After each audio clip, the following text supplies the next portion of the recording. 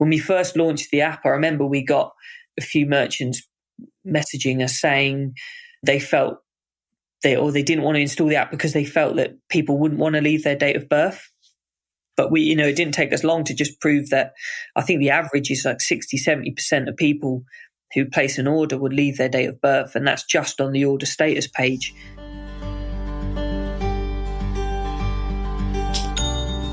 Welcome to the Milk Bottle Shopify e-commerce podcast, brought to you by Milk Bottle Labs, Ireland's top-rated Shopify experts.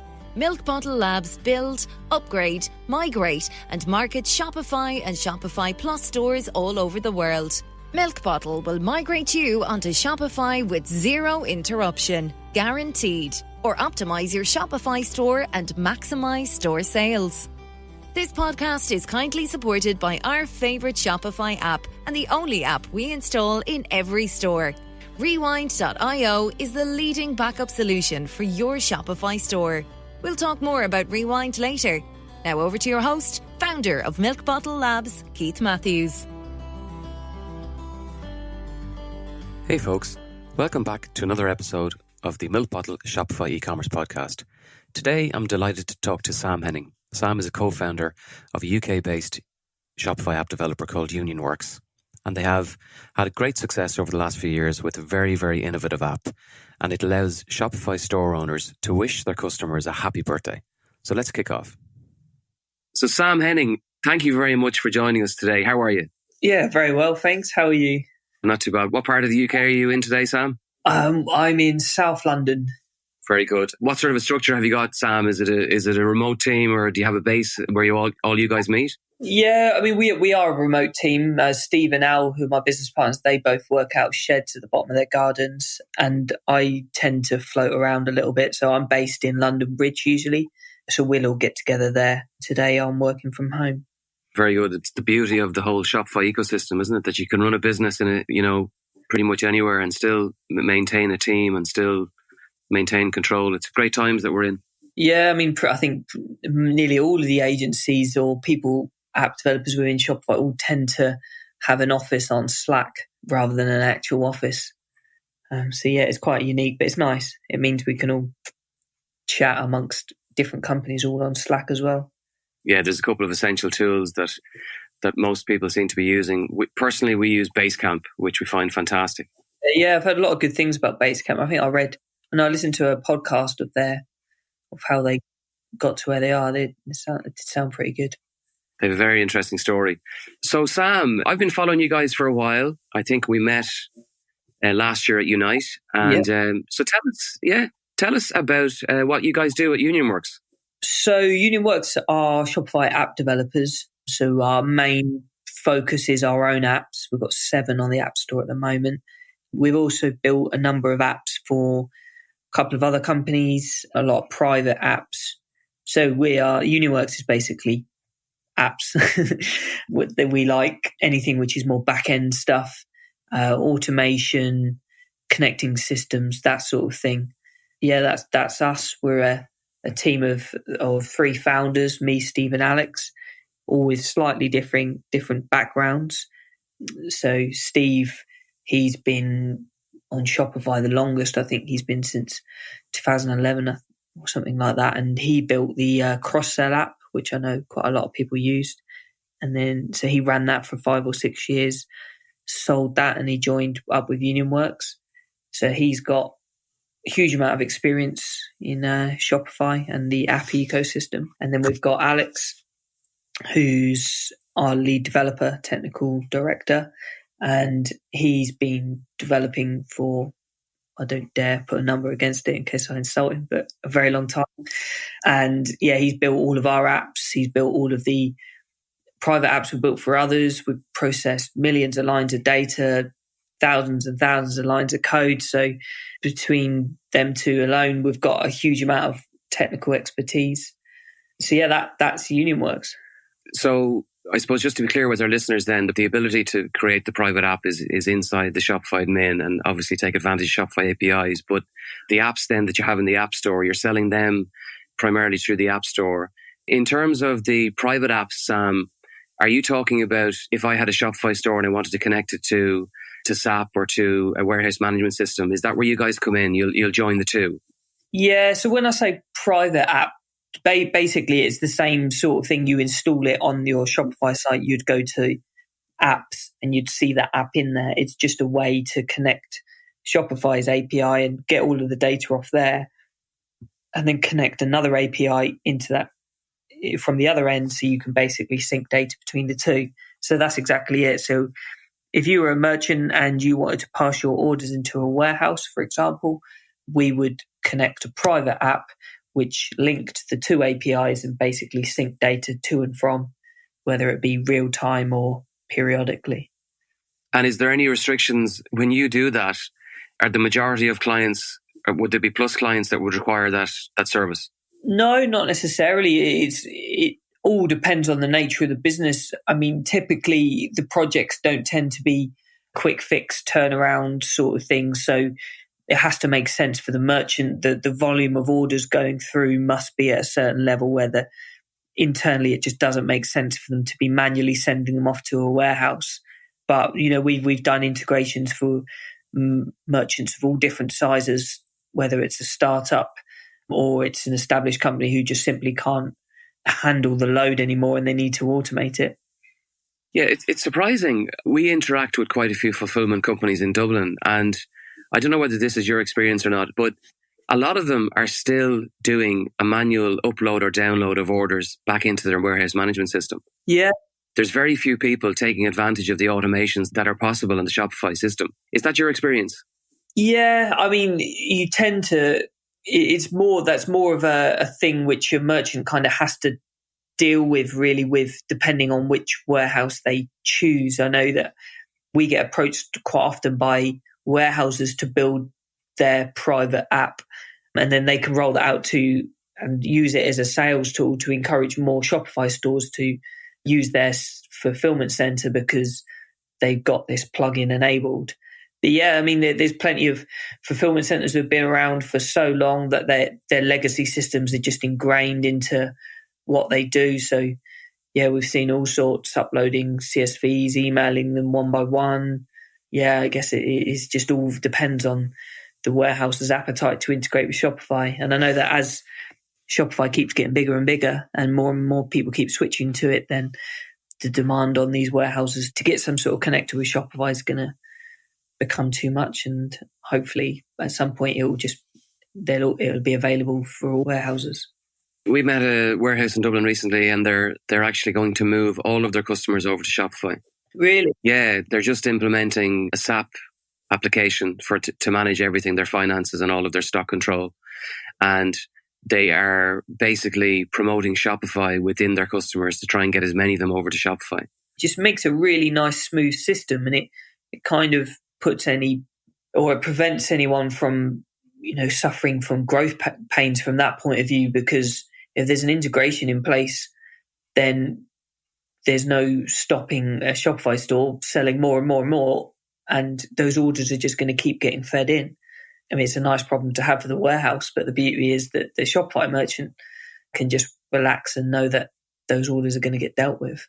Yeah, it's interesting because, we're noticing with a lot of customers, a lot of, even a lot of business partners, the Shopify seems to be, it's either becoming the standard or it's kind of defining the standard. So it's early days yet, but I mean, we can very, very quickly see that, when you have large warehouses and large fulfillment companies taking decisions like that, it's kind of a good indication of the potential growth in Shopify. Yeah, definitely. If warehouses are realizing it and remodeling their businesses on it, then it's a great indication. Yeah, absolutely. Sam, it's interesting. Another one of the services that we provide at Milk Bottle is to, set up the automated workflows on email for clients, on Klaviyo or Conversio or whatever email platform they're using. And one of the things that we've seen a trend in, especially with clients of ours in the States, is wishing customers their shopping anniversary. So basically, we'll set up a flow on Klaviyo, and 12 months after the customer has made their initial purchase, their first purchase, we trigger an email to thank them very much and remind them that it's a year since they made their last purchase. When I open your homepage, the first app that comes up is the Happy Birthday app. And one of the challenges that we've always had with clients is, getting clients to actually go down the route of actually asking the customer what their date of birth is.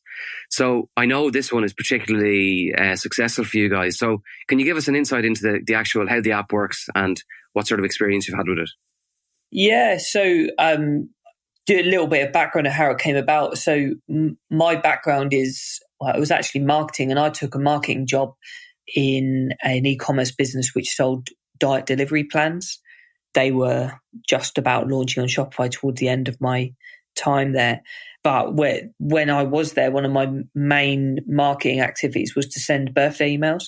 So I think the website we had, it had the field to collect the date of birth, which was fine. I think nearly everyone filled it in. We didn't tend to get anyone who just left it blank, which was nice. So we found even back then that most people were quite happy to give their date of birth over.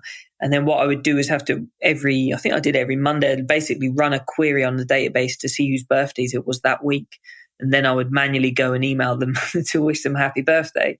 And even then I was just like, well, it'd just be so nice if I could automate this, because it's taking absolutely ages, but I would do it every time because I always knew I'd get a good conversion of it from it. So, the first thing you notice is that you always get nice responses from customers. I think, they just appreciate the touch point.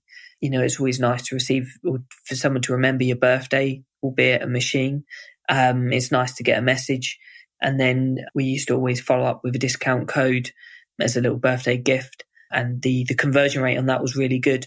But because this was before the likes of Shopify or all of these like more out-of-the-box e-commerce platforms, we were reliant on an agency who built the site on their own system from scratch. So to be able to automate that would cost far too much for the company. We just couldn't afford it. But so I always had in my head that it would have been something so nice to automate. And then eventually got involved with Shopify and sat down with Al and Steve, and it was one of the first things we decided to build as a company.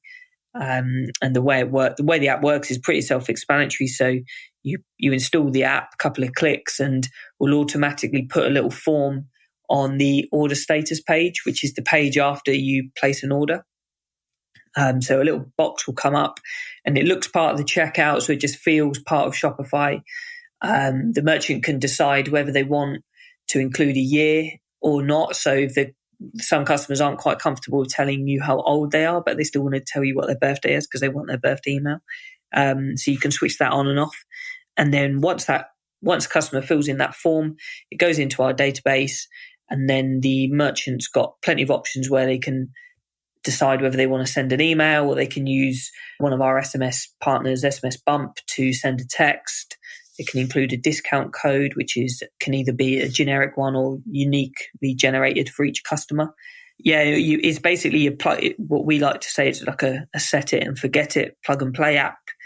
We do fill out all of the information within the app, so there isn't actually, you could just plug the app in and leave it, but we find that most merchants want to, put their own brand touch on it, make it look a bit nicer, put logos on it, put their own tone of voice and the way they like to talk to their customers on. But yeah, I mean, in a nutshell, that's what it is. We will collect the date of birth in a number of different places, store it, and then trigger it either on their birthday or a few days before, depending on the settings the merchant sets up. Let's take a short break, and I'll share the one app we install on every Shopify build. The team at Rewindio have developed the leading backup solution for Shopify. Did you know there is no way of recovering lost data from a Shopify store? Rewindio automatically backs up your store data. In the event of a data loss, usually due to human error, Rewind enables you to rewind your store back to its previous state. It's so simple and is used by some of the world's leading Shopify agencies, such as Kurt Elster of EtherCycle and Kelly Vaughan at the Tap Room. If your store is gaining traction, you may have multiple users making changes. Often store owners allow team or app developers enter a store to add code. Sometimes mistakes happen and data gets deleted. You can reduce your business risk today and prevent a costly catastrophe by installing the Rewindio app on your Shopify store. Get your first month of Rewind for free by simply responding to any of the welcome messages or emails you receive after you begin your 7-day trial and mention this podcast. Now, back to the interview. The conversion rates that you're quoting, like you're talking about hundreds of percent of conversion rates versus 1 or 2% on a standard email campaign. Reading your stats on your own site, that would mean that really it's a no-brainer. Yeah, I mean, the classic marketing strategy, or when you talk about marketing target and you talk about the right message in the right place at the right time, and there's plenty of research, more than what we look at online about birthday emails. You're not going to get more targeted, really. You can hit them on their birthday when they're going to be in a good mood. You can send it right into their phone. You've got the right message. You've got a good incentive. You've got a great reason to email them. So that's why firstly, the amount of people, as I said, who actually willingly leave their date of birth. When we first launched the app, I remember we got a few merchants messaging us saying they felt they didn't want to install the app because they felt that people wouldn't want to leave their date of birth. But it didn't take us long to just prove that. I think the average is like 60-70% of people who place an order would leave their date of birth, and that's just on the order status page. And that's without us putting any pop-up or making it obvious. It's just blends in nicely with the page. Customers take really well to any sort of birthday campaign. I know I've signed up to quite a few. I think everyone quite looks forward to their discount code on their birthday and usually treat themselves. It's funny, even as a Shopify expert, sometimes I think that status page is ignored by customers.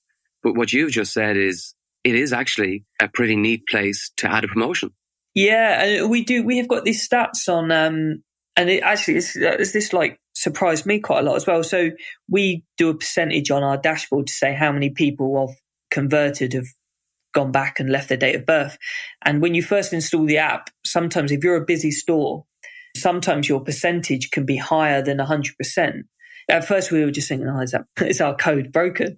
But then when you look again, you realize that actually what has happened is before you'd install that app, there's so many customers who are going back to their status page to check, maybe, I don't know, they might be remembering what they've ordered, get a tracking code or something like that. And then because they've since installed the app, they see their date of birth widget, so they've gone, I'll add it in. So, and that took us by surprise of how many people keep going back to their order status page, which is why, there's other apps on the App Store now who've recognized this as well. And it is a great little place to either gather more data or, try and push other products. We've got another app called Grapevine, it's a similar sort of approach. So we inject another form, which basically just asks the customer, how did you hear about us?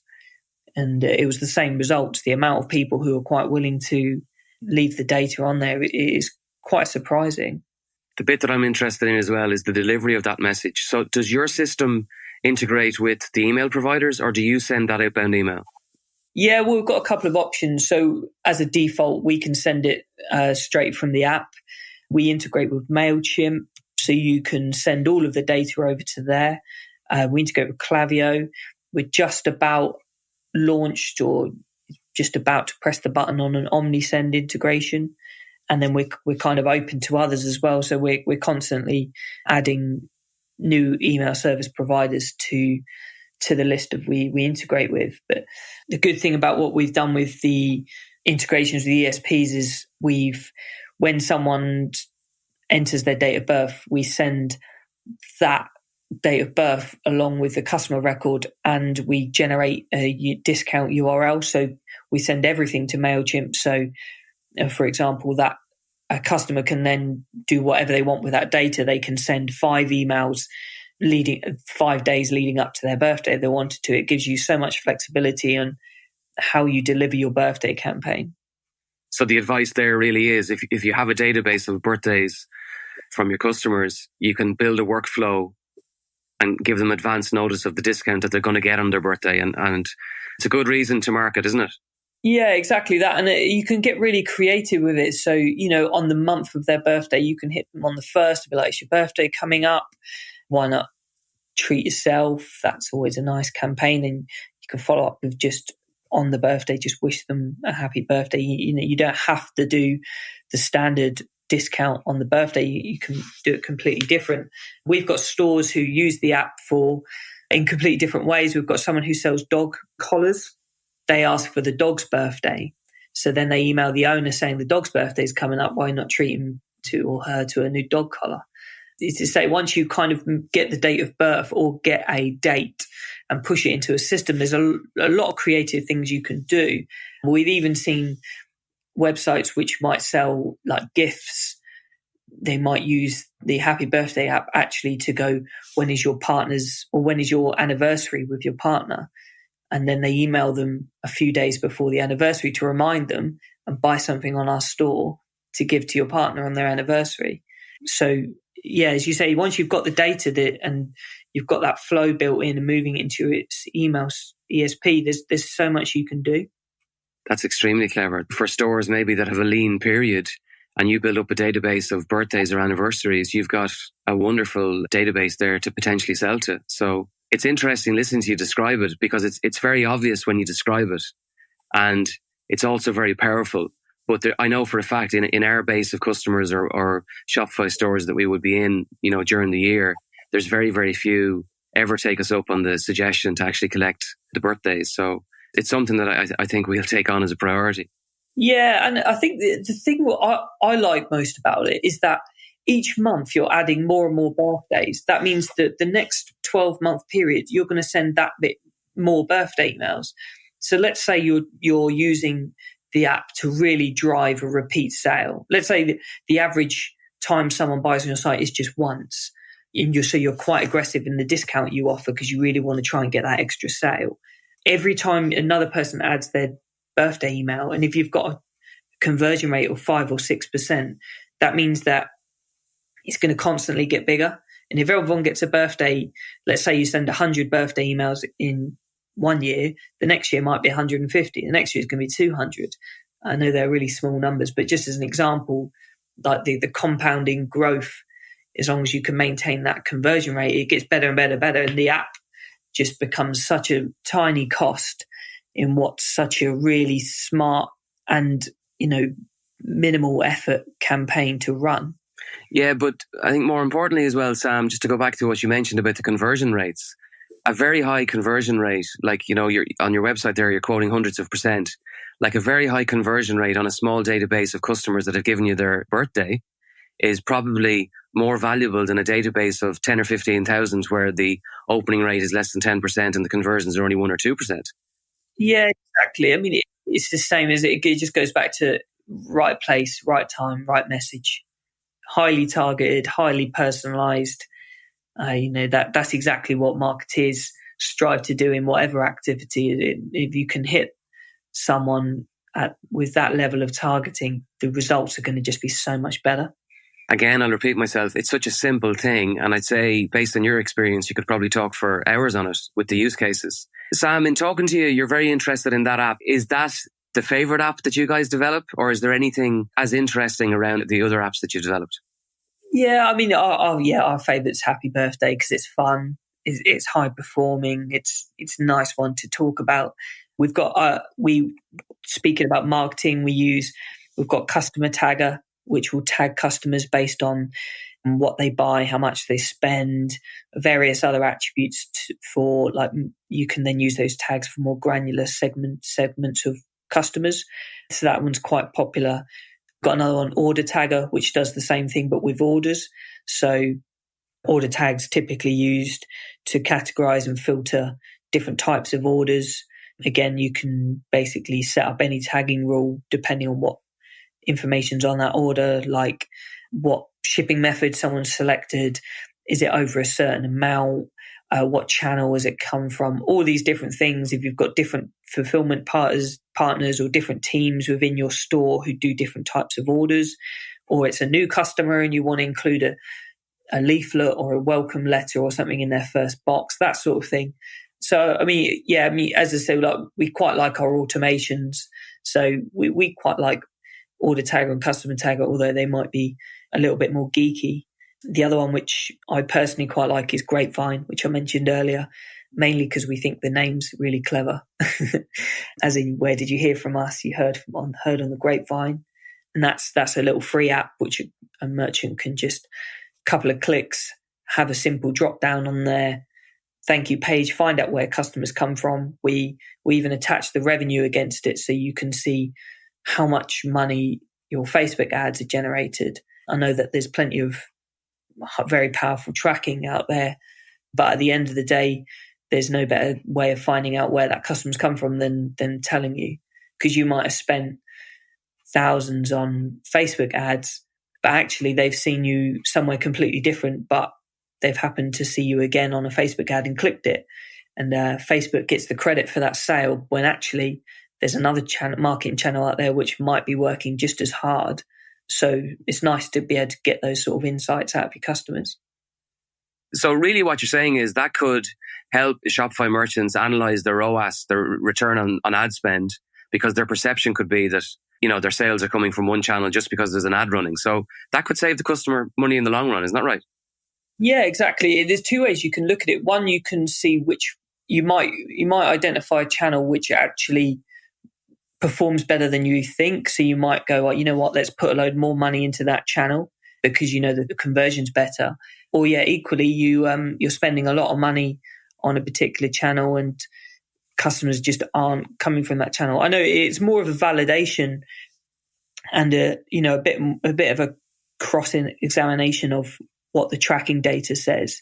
But from our point of view, it's a free app, so it's an absolute no-brainer. It is. But Sam, in all seriousness, there's a lot of free apps out there that don't add any value, but the one you've just described seems to add a decent bit of value for a busy merchant. Yeah, exactly. We definitely think so. I think it is important data, and it gives you a lot of insight and a lot of valuable insight. And as you said, it can either save you a lot of money or make you a lot more money if you use that data properly.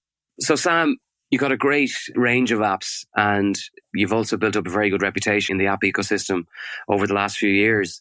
As you grow and as you get more downloads and as you end up with more merchants, does it lead to a difficulty in organising how you respond to queries and how you maybe have to make an investment in terms of hosting and customer care support? Is that a challenge, or are you guys experienced enough that that's just part of running the business on a day-to-day basis?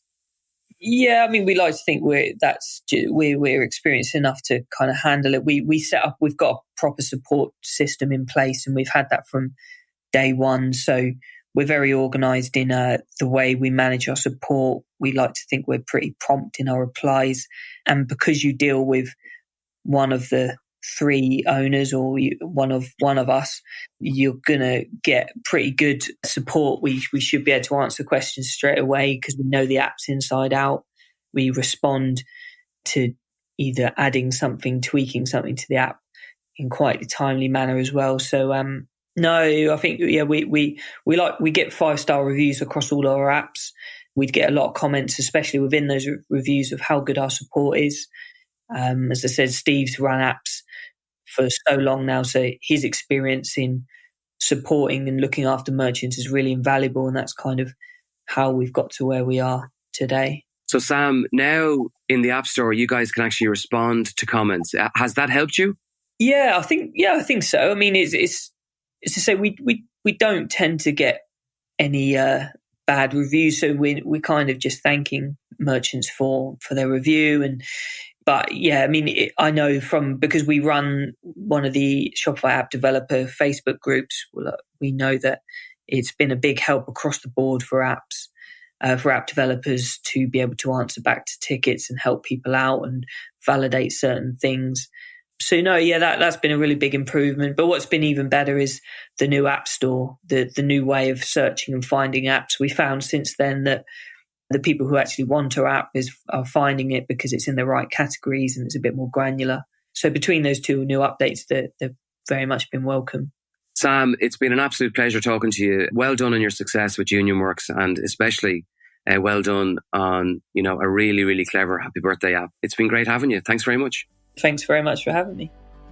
Thanks for listening to the Milk Bottle Shopify e-commerce podcast. All of our episodes are available on Spotify and iTunes. We really appreciate the support of our sponsor, Rewindio, the leading backup solution for your Shopify store. Get your first month of Rewind for free. Just respond to any of the welcome messages or emails after you begin your 7-day free trial and mention our podcast. Until the next time, take care.